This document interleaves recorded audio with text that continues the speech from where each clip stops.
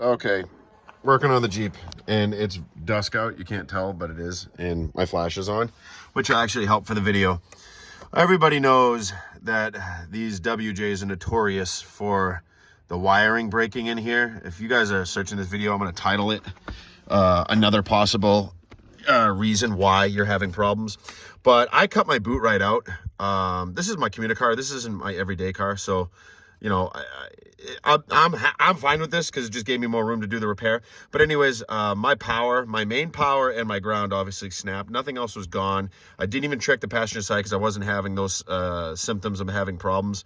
But in here where this connects, you can take this out. You pull your rubber boot back, you push down on this, and then this black plug disconnects from the wire harness in here. You do not have to take your panel off. Do some more research on that. But there's another telltale sign that not a lot of people talk about. That's my power wire. I cut right off. Well, I extended my power line. I drilled it through this white cap. I could take it back apart. Let me pause the video. Let me get this apart and show you exactly what I did, because all I did is I extended my power and I hard lined it right to the hard wire on the back of this black plug. Let me disconnect real quick, at least show you, because my pin that goes from the male to female rotted away.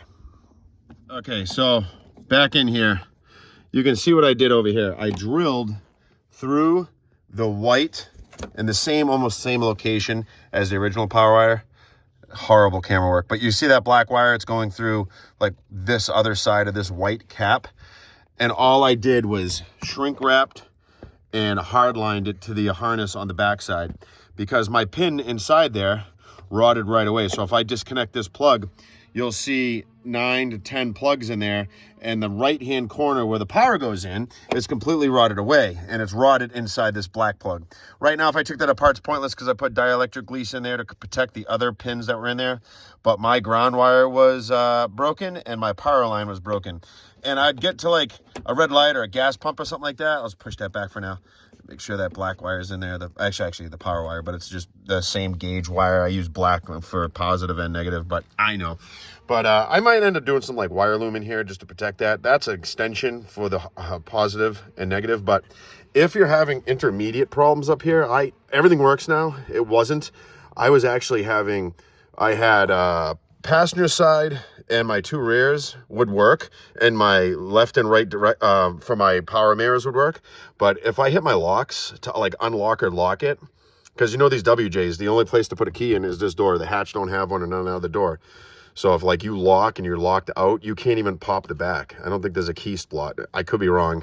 But but every time I hit the lock or the driver's side, it would arc out, or it would try to send power. It wouldn't get it. I'd come in here and jiggle it at the gas pump or at a red light. And sometimes I'd get it to work, I'd crack it or something like that. But I could get all these other 4 windows to work. So long story short, disconnect your plug, check all your pins inside there. I had 2 that were a little crusty. Hopefully they hold on. And my main power pin was totally rotted off, and it was inside the plug. So like the male and the female, the male stayed behind with the female plug, if that makes any sense. So unplug those, check your connections inside there, check all your wiring. Obviously, you know about the wires on that side and this side. They're notorious in this model, and I believe this is the last one, 04. So I just want to put this PSA out there. Make sure you check inside your plug and check your pins to make sure they're not rotted away. Hope this helps somebody.